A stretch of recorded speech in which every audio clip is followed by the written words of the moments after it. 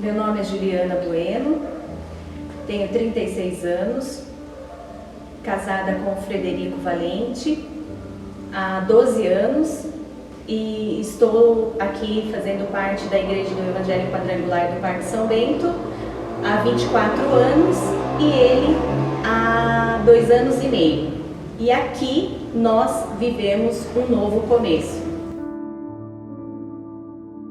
O que me levou para a Igreja do Evangelho Quadrangular do Parque São Bento, apesar de nós já estarmos há muitos anos casados e a Juliana sempre querer me levar para a igreja, e eu por ser um ateu convicto, um ateu de debates, de fazer leituras sobre ateísmo, gostava de ser ateu e sentia prazer nisso, não vinha na igreja. Mas quando nós ficamos grávidos, uma gravidez muito conturbada, muito dolorida, a Ju teve muitos problemas de saúde nessa gravidez, eu recebi uma ligação rápida da minha mãe em que ela me disse: não importa o que você acredita, a partir de amanhã você vai na igreja com a sua esposa e vai segurar na mão dela. Foi bem desse jeito que ela falou. E a partir desse dia eu comecei a ir na igreja com ela, mesmo forçado, mesmo não acreditando, não sentindo nada aqui dentro. Mas como o médico tinha falado que o nosso filho só nasceria por um milagre, eu coloquei na minha cabeça que eu tinha que correr atrás desse milagre. As coisas foram acontecendo naturalmente, eu fui acreditando em Deus. Uma das atitudes que me faziam muito achar naquela época que eu estava começando a acreditar em Deus era o choro. Nós não choramos à toa. Quem chora por chorar é artista, nós não somos atores. Se eu estou chorando, é porque eu estou chorando por algum motivo. E quando eu chorava dentro da igreja, eu percebia que as coisas estavam mudando no meu coração. Nós não tivemos o nosso filho, ele nasceu sem vida. Hoje nós temos um anjinho chamado Pedro, morando no céu. Mas esse foi o motivo que deu o start para mim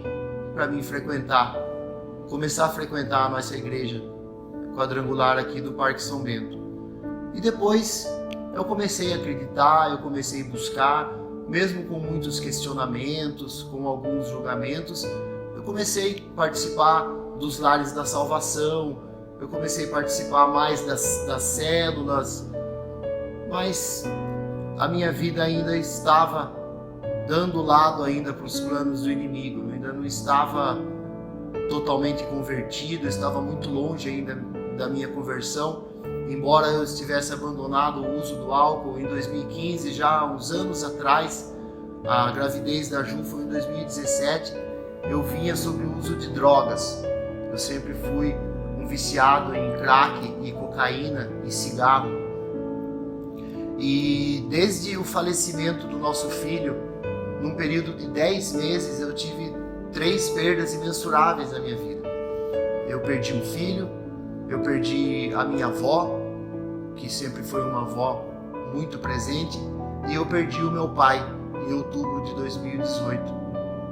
Nesses 10 meses, todo ser humano ele tem uma fuga quando ele passa por uma tribulação muito grave. Uns vão mais na igreja, outros se apegam mais à família, tem uns que gostam de viajar, tem uns que praticam mais esporte, e aquele que sofre de uma dependência, no meu caso a dependência química, ele se afunda cada vez mais nessa dependência.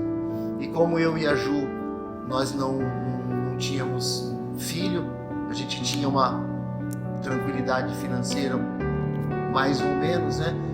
Então eu conseguia me manter no uso, no anonimato, como nós usamos nos nossos direcionamentos nessa luta contra a dependência química. Existe o dependente químico que fica no anonimato e eu era um deles. Mas como a droga traz a insanidade e o consumo do álcool e do cigarro nos traz a insanidade, obviamente que isso ia chegar num certo ponto em que eu não ia conseguir mais segurar esse vício. E a partir de janeiro de 2019, eu comecei a sustentar a ideia na minha vida em que eu não iria jogar a droga no colo da Juliana, no colo da minha mãe, no colo dos meus irmãos, no colo da família da Juliana. Eu iria morrer primeiro, eles iam saber depois. Eu sustentei essa ideia desde janeiro, foi depois do final do ano mesmo, final de 2018 que eu comecei. E eu fui usando cada vez mais droga.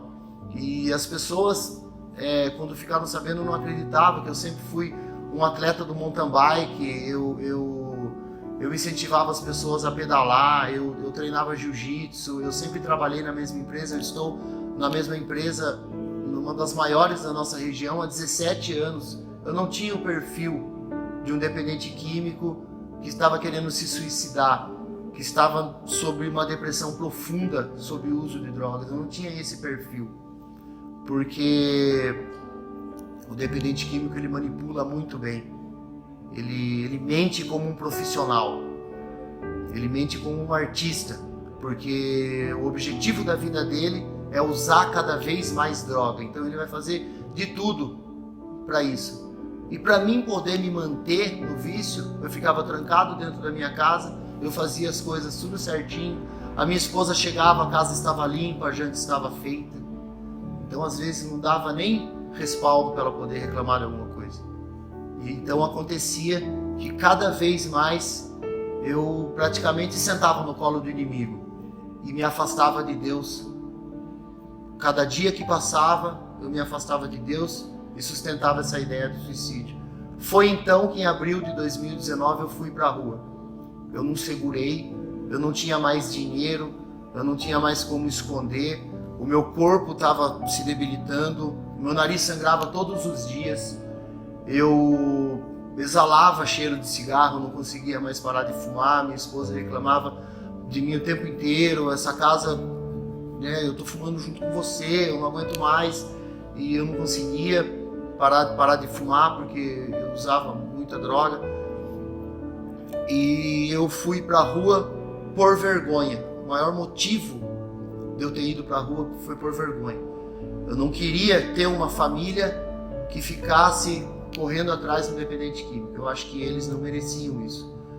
Foi o que eu coloquei na minha cabeça, que principalmente a Juliana, a minha família, a minha mãe e meus irmãos estavam em outra cidade, eles iam sofrer junto. Mas quem ia sofrer mais era a Juliana, que é a minha esposa, estava vivendo comigo. Eu acho que não seria justo. Então eu deixei uma carta para cada um via WhatsApp, mandei para a Juliana para ela repassar uma carta de despedida, de que eu estava sob o uso de drogas e eu não aguentava a perda do meu pai, da minha avó, do meu filho. Na verdade isso tudo era motivo, era uma desculpa. Mas naquele dia, naquela época, eu não achava que era uma desculpa, porque a droga traz a insanidade. Ela deixa você doido. Hoje, após a minha conversão, eu sei que isso é uma desculpa. Então, eu fui para a rua. Eu peguei um dinheiro com um agiota e fui para a rua e peguei uma boa quantidade de droga e fui. Fui para outro estado, de ônibus, fui e voltei. Até que no quarto dia eu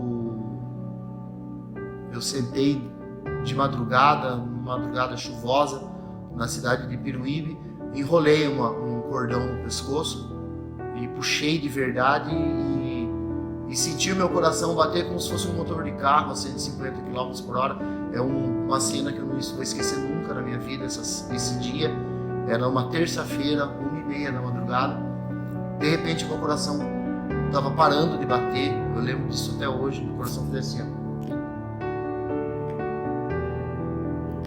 Eu nunca vou esquecer dessas 3 batidas. Os meus braços contorceram para trás, eu sangrava pelos olhos, pela boca e pelo nariz. A minha blusa ficou toda suja de sangue, quem lavou essa blusa foi minha mãe. E após eu ter desatado o nó por não conseguir morrer, que era a minha vontade, eu comecei a vagar. Até então eu estava ficando em hotéis. Eu comecei a vagar, eu dormi na rua, eu dormi no chão, eu não comia mais, eu só fumava cigarro. e eu comecei a andar. De Peruíbe eu fiz a Serra Padre Manuel da Nóbrega inteirinha, passei por 3 cidades, passei por Pedro de Toledo, por Ana Dias, por Itariri, fui parar na BR-116, tentando pular de um viaduto. Não tive coragem e dormi naquele viaduto. E aqui em Sorocaba, em outras cidades, as pessoas desesperadas, e a nossa igreja completamente parada, orando pela minha vida. Eu fui saber isso, obviamente, depois, e eu lembro de um momento que eu fiz por várias vezes na rodovia à noite. Eu ajoelhava no chão, tocava um louvor no meu celular e olhava para o céu, levantava as mãos para o céu e pedia para Deus passar o pano para mim. Eu falava bem assim, eu falava: Deus, eu sei que o suicídio é a porta direta para o inferno, mas deixa só eu ir. Eu vinha no culto, às vezes até com dinheiro já para mim comprar droga no outro dia de manhã, então não vale para mim, né? Você acabou de assistir um emocionante testemunho de alguém que viveu em nossa igreja um novo começo. A palavra de Deus diz que nós devemos contar aquilo que Deus fez pela nossa vida. A fé vem pelo ouvir a palavra de Deus. Faça você parte também desta grande família, Quadrangular Parque São Bento, lugar de novos começos.